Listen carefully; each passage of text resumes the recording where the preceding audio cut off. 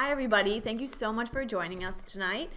It is the Thursday before a very long weekend, so if you do have a long weekend coming up, I hope you enjoy it.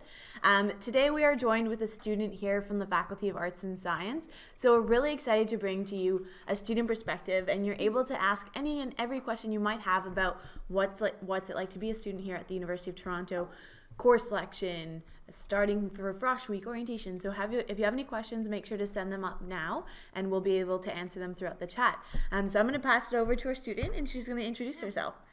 So hi guys, my name is Dana. I'm currently a fourth year student here at University of Toronto. I'm actually from Michigan in the United States. My major is in ecology and evolutionary biology, but I've also taken a lot of humanities courses in anthropology and geography, so I can speak to that as well. And lastly, I was a member of New College all throughout my time here. Perfect. Wonderful. So I'm just going to update everyone just quickly on admissions. So again, we are still doing a rolling admissions for anyone outside of Ontario. So keep reviewing your status check, and we're doing our best to review those applications as soon as possible.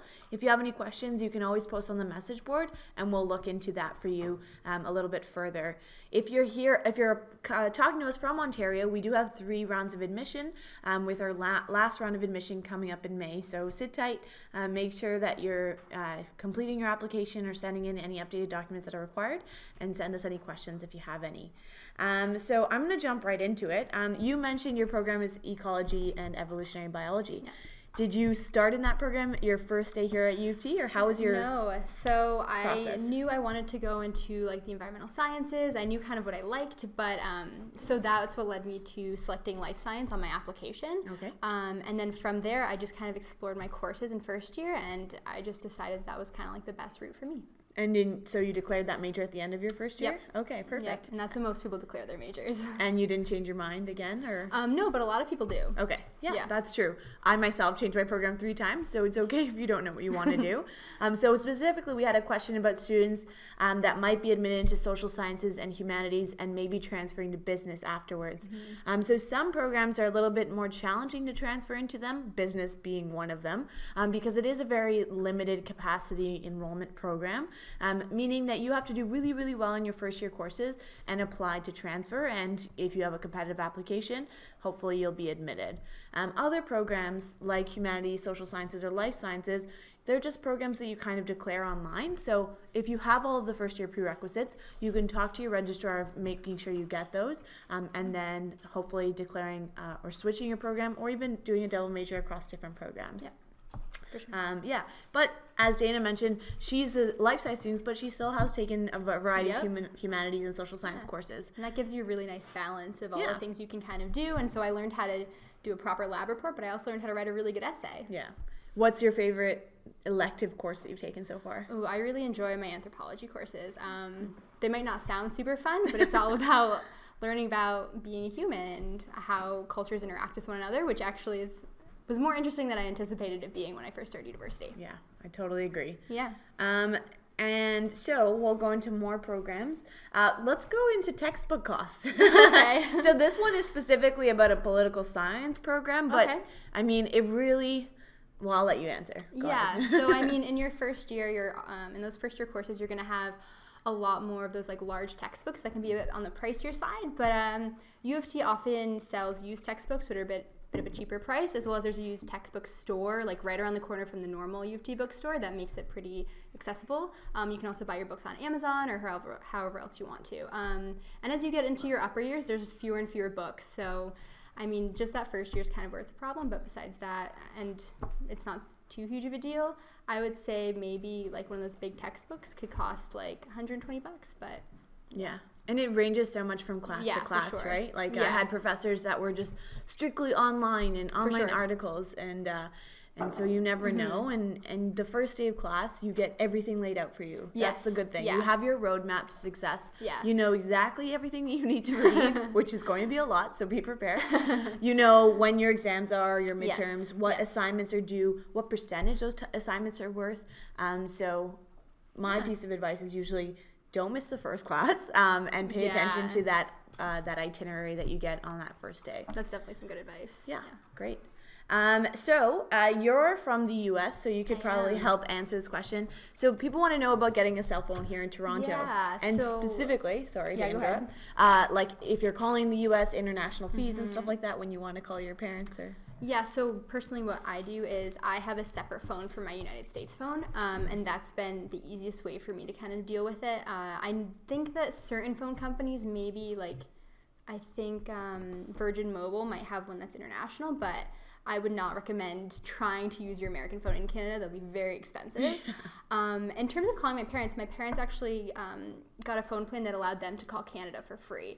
So we just kind of set it up so that they'd always call me, or we're using like FaceTime or Skype, which is obviously a free service. Yeah. Yeah. So yeah, I think there's so many online platforms. Even when I went abroad, it was like iMessage, FaceTime, For sure. WhatsApp. And even WhatsApp has like a calling feature now, so that's super easy. Yeah. So you can definitely figure out the cell phone environment here in Canada and Toronto when you get here. Yeah, there's only a few servers, so I mean, it's not too difficult. It's a little bit different from the US and probably a lot of countries. Yeah. But there are a few major carriers, and then there are a few more budget carriers. You can talk to the Center for International Experience. Sometimes they have more student profile information on there. But there are different plans for different needs, so make sure you're finding one that's good for you. And using as many free services as you can. Yeah, and I mean, across the U of T campus, you have free Wi-Fi. Yeah, so, everywhere and anywhere. I mean, if you, for some reason, if you even just had like a phone without a plan, even though I don't recommend that, you could use it on the U of T campus. Yeah. All right, so in terms of enrolling in courses, can you talk to us about Acorn and what your course selection process is like? So essentially how Acorn works is U of T will email you and give you a start time, and basically what you do is once you get your start time, you log in on that day and at that time exactly, because they won't let you enroll before. So you get like right on to Acorn right when you can, and you enroll in all of the courses that you're interested in. I really recommend, there's a website called Gritty, and they upload all of like the U of T course information, so you don't have to like plan out all your courses whilst you're on Acorn. You can kind of do beforehand and just like quick enroll. Also, Acorn has a really great new feature where you can add things to your enrollment cart, so all you have to do is go online and like press enroll and you'll be in. Kind of like shopping on Amazon. Yeah, exactly. Like, well, I think I might want this dress, but let me keep it in my shopping cart and then decide. Yeah. So and I love your advice about looking at it before the day of, because when the course selection opens, you really want to ensure you get the courses that are of most interest as well as prerequisite for your program. And the best way to do that is to prepare and be planned and organized. So plan out your schedule before, using that feature to sort of hold on to those courses you might be interested in, and then quickly adding them the day of. People always ask as well, like, well, what if I don't get the course that you need or want? And it's really totally up to you. Yeah, I mean, it happens. Like, courses fill up quickly. There'll be like a really niche small course that you'll want to get into, and it just so happens there's only 24 spots, and those 24 spots are filled. I would recommend, like, if there's a course you really want and there's a wait list, stay on it until you can. Usually people will drop within the first week. But if not, then there's a bunch of other great courses at U of T that'll fulfill your requirements, or that you'll find interesting. So don't get too bogged down by that. And you can always take it the next year or in the summer. But using the wait list, being smart, planning is the best recipe for success. Yeah, and if you know like the requirements for your degree, make sure you have those as your first priority to get enrolled in. Perfect. Okay, so let's talk about the larger class experience and what a tutorial or lab is like in combination with that class. Yeah, so I mean, course sizes at U of T are actually not as large as people think. They're only large in those big like prerequisite first year courses like Bio 100.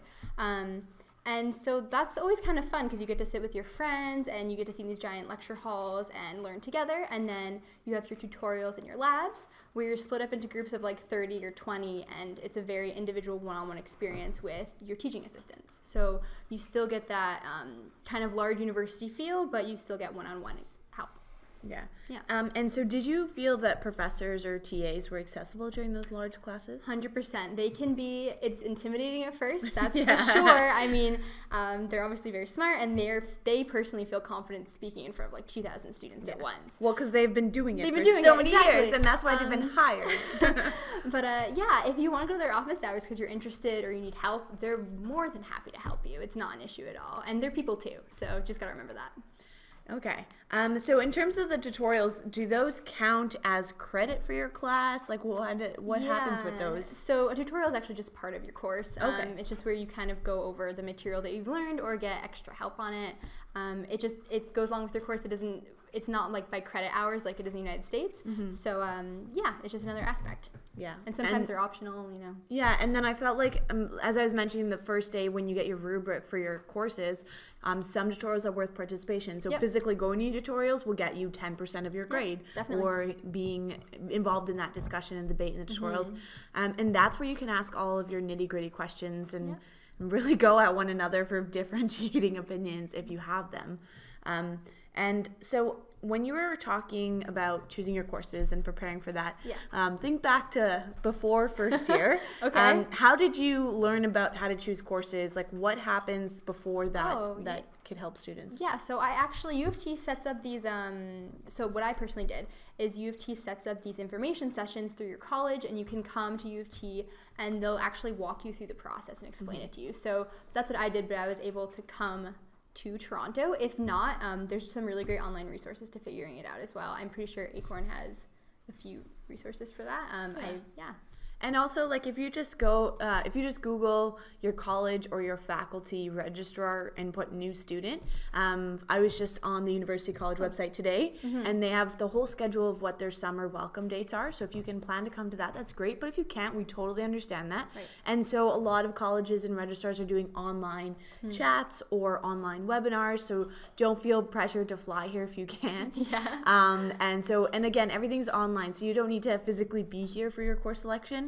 You can be in Alaska and still choose your courses. Just make sure if you are in Alaska, you figure out the time zone. Yes, great point. Yes, that actually happened to me when I was studying abroad in my third year. I was like, oh wait, this is 5 hours earlier. Like if you're an international student on the other side of the world, you might have to do your course selection at like 2 a.m. Yeah. But you got to get those courses. You just wake up and do it. It's a small sacrifice for a great gain. Okay, so students that are accepting their offer, how do they prepare? So we kind of talked about preparing the next few months. Is there anything else you want to add besides doing those welcome sessions or online sessions? I mean, there's some really great like online resources to get yourself more acclimated to University of Toronto. There's also some Facebook groups you can check out, social media accounts, just to kind of familiarize yourself with what's going on. If you do pick your courses, you can look at a map, try to map those out. Look into the residence that you're going to be living at, see if there's any Facebook groups. Paying the deposit for your residence in June, just kind of like check online, look at all the different resources and see what's out there in terms of opportunity. Yeah, and just being in touch with your registrar, whether it's your college or faculty. I know some faculties like engineering, they have like online courses for math prep before you start here. So again, your registrar, it is a good resource. So your registrar is going to give you all that information. Just make sure you're reading the emails and make sure you're reading your offer letter very clearly. So we have a question here about a specific condition for an AP course and a certain grade that they have to get on an AP course. If there is an offer letter and the condition is very specific, you need to follow that condition. So you need to make sure that the conditions of your offer are met, whether that's getting a certain grade on AP or in a course or standing in your final grades. We don't like to rescind offers, but if you don't meet the conditions of your offer, which have been outlined very clearly early on in the admission cycle, unfortunately that's something that could happen. So I'm sorry to be like throw that bomb in there, but you have so much time still. It's do your best work, do the hard work that got you the offer in the first place, and if you have any questions, the best thing to do is contact your registrar. For sure. Perfect. So did you do any of the ONES programs when you started here? I did not. No. Okay. I have friends who did and they really enjoyed it. It really got them it gave them some really good opportunities to meet professors and get exposed to certain things they might not have been exposed to, especially around the city. Okay. Yeah. So take a look at the ONE programs. Unfortunately, some of the deadlines have passed for some of the programs, but each college and each campus has a very unique ONE program that they can offer. So even if those have passed, there's still so many great options. Yeah, for sure. And Arts and Science even has first-year seminars, 199 courses. I did take one of those. Oh, there we go. Yeah, okay, so it's kind of similar, right? Yeah, no, it's great. It's just a smaller course and typically a topic you wouldn't normally have chosen to take. What did you take? I took French sensuality. Interesting. It was very interesting. It was taught by a professor of Quebecois film, and he was very interested and very knowledgeable, and it was, I did a project on chocolate, and that was great. Yeah. So it was a great experience, and it was a small course, and I made friends. So yeah. Yeah. So there are the one programs, but they're all also first year seminars, which are in really niche subject areas.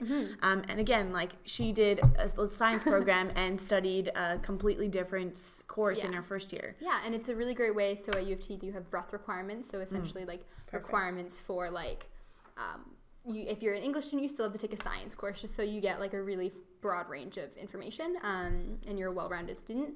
So I use that as my breadth requirement. Perfect. Yeah. So let's talk about life here on campus. Yeah, for sure. So what is the social life like here at U of T? The social life at U of T, well, in your first year and like your very first few months, U of T does a really good job of like structuring opportunities for you and your fellow students, whether it's at your college or just in U of T in general, to really to bond with one another. So they'll set up nights at clubs, or they'll have like Frosh Week, where there's just like a huge party across campus, which is great. And then as you get a bit older and you get more accustomed to the city, you really utilize the city as like a place for your social life. Yeah. So it kind of blends together really nicely. Yeah. So that actually leads into a great question that we have here. Yeah. So do you feel involved in the campus even during your third and fourth year when you might be living off campus? Oh, I feel even more involved just because you get deeper into your program, and you really figure out what you like, so you can join the clubs that correspond to the things you like. I have friends who started clubs in their third and fourth year because they had these new interests. Yeah, so I feel like even as I've gotten older, I've probably gotten even more into the university itself. Yeah. Yeah. And you've probably learned how to manage your time a little bit better. Yes. So I feel more comfortable taking on those extra commitments. Yeah, exactly. So did you ever work on campus or do any? Yeah, I had, well, I'm, for one, an ambassador for University of Toronto, which is a lot of fun. And I also had a work study position at the Royal Ontario Museum, which was great because U of T has all those great connections. And I'm currently shelving at the library, which is probably my favorite job of all time. Any interesting books you've come across? No? Not yet. Nothing that stands out? Okay. Okay. So let's ask some questions about tuition fees. So when are tuition fees due? Not an exact date. You don't need to. Yeah. So I know for a fact there's 2 installments, and I believe there's one right before you start, and then one midway through your first semester. Perfect. Yeah. And I guess the best thing to do, again, pay attention to the information your registrar sends to you, deadlines and things like that. And they do vary. Like you and your friend could have different deadlines, so make sure you pay attention. Another thing that I wanted to talk about is we talked about getting an offer and the process of actually accepting your offer. So you mentioned that you didn't really understand when we were talking earlier. You're like, I didn't really understand the process of like formally accepting my offer. Yes. Yeah. Well, the issue for me was as a U.S. student, I didn't know about the whole residence guarantee that you needed to like select before you even necessarily selected your offer. So that's something to really pay attention to. There's a deadline for getting that first year residence guarantee. So pay attention to that to ensure if you do come to U of T, you can live on residence. Yeah. And then like actually formally accepting your offer. So Yeah. going on the OUAC saying, yes, I want to accept your acceptance. Yeah. And then that way you have all of that information. Yeah. And then your offer letter has information about residence as well. Perfect. So how does arts and science deal with the breadth requirements? So you highlighted that a little bit earlier. Was it easy to meet those breadth requirements? It was super easy. Most, like, you won't even realize you fulfilled your breadth requirements until you've done it, and then you go on your like degree explores, what we call it, and you see, oh, I've fulfilled that requirement of my graduation.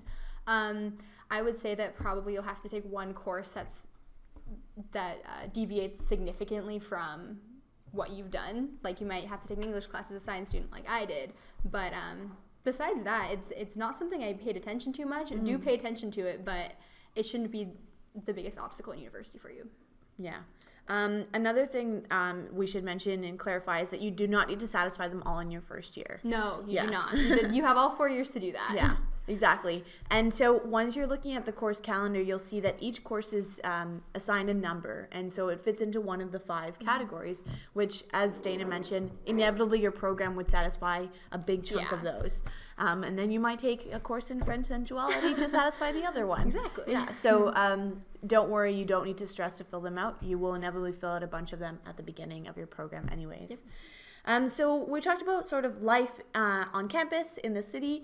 Have you felt safe? Like we have people.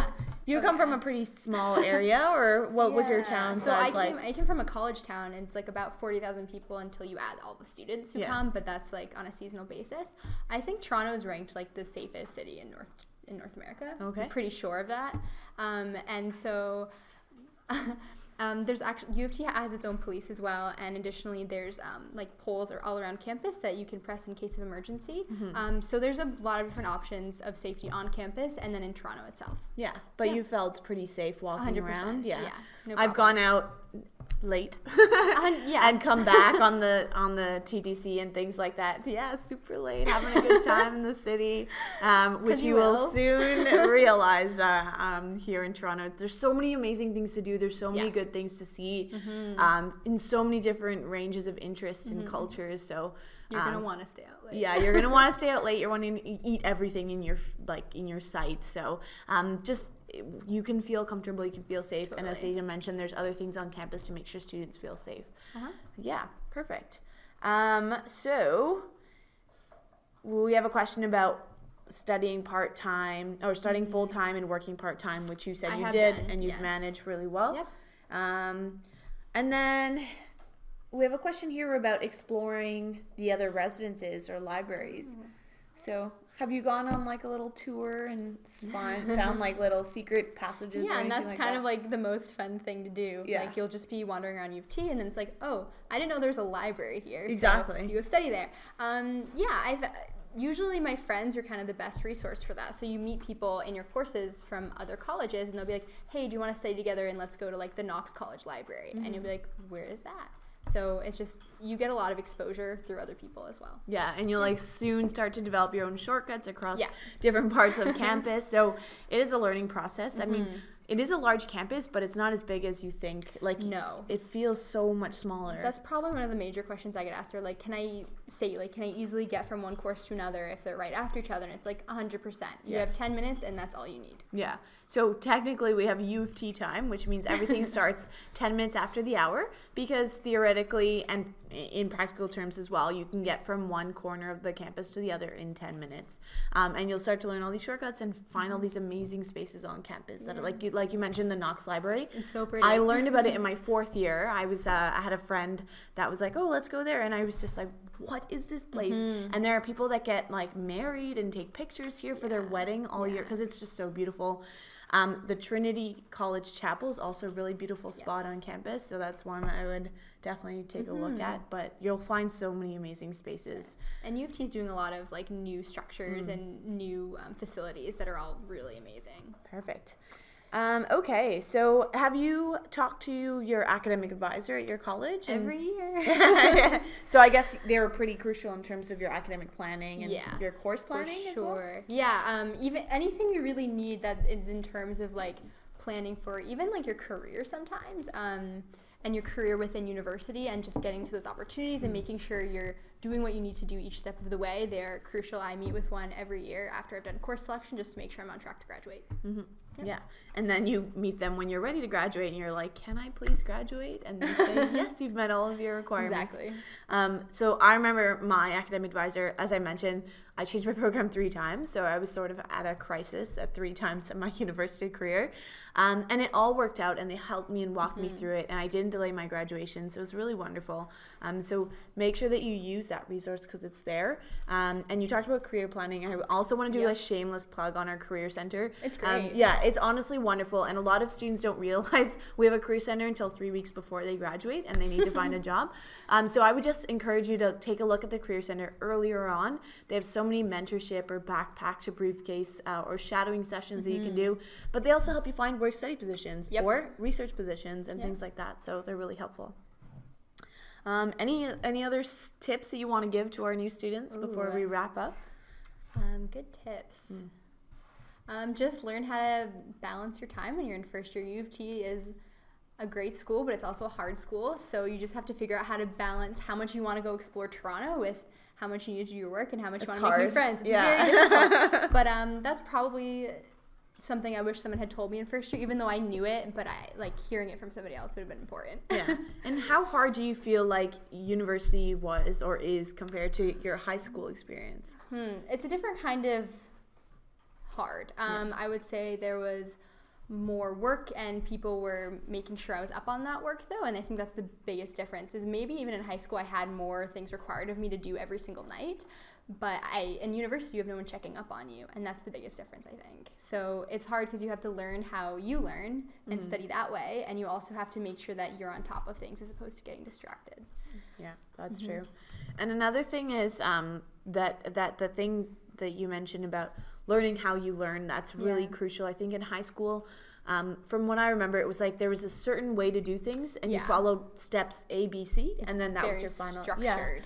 Whereas here, it's like, here's your assignment, do with it what you like. Yeah, it's like, here's a reading, how are you going to analyze it? Exactly. So it's really a different way of approaching learning, much more independent, as you mentioned. And so I think the biggest challenge to university, wherever you decide to go, is adapting to a different learning style, and realizing that the strategies and the tools that you use that were successful to get you here might need to be evolved and changed. And I think that's something that you're gonna like encounter anywhere you go. That's the nature of university. It's much more independent. So I wouldn't say U of T is unique in that sense, but I would say that's something to focus on if you are planning on coming to U of T. Yeah, for sure. In terms of additional costs besides the residence deposit, in terms of your acceptance, there aren't any additional costs in terms of you just have to follow the fee structure for tuition and for residence. Another cost might be working on your immigration in terms of your study permit, maybe buying sheets for your residence dorm. Very important. I don't know. Can you think of any? There aren't any actual institutional costs, but these are all things that you should probably be thinking about. I mean, books, obviously, something you're going to need. If you're going to be a science student, you're going to need to buy your lab coat, and you need to buy your lab goggles. But you'll do that when you get here. You'll do that when you get here. That's not something you have to prepare for by any means. Yeah, I mean, if you're coming from a tropical climate, a nice winter coat. Yeah, that's get you very through the first important. winter. But that's it. Yeah, for sure. Yeah. Okay. And then in terms of dropped or repeated courses, have you ever had to drop a course? I've dropped courses within the first week of school, but I've never had to drop a course because of a grade. However, I do know people who've done it, and there is ways of doing it so that it does not affect your grade or your overall GPA. Yes. So you'll be okay. And talking to your academic advisor again is sort of the moral of the story and the theme in this session.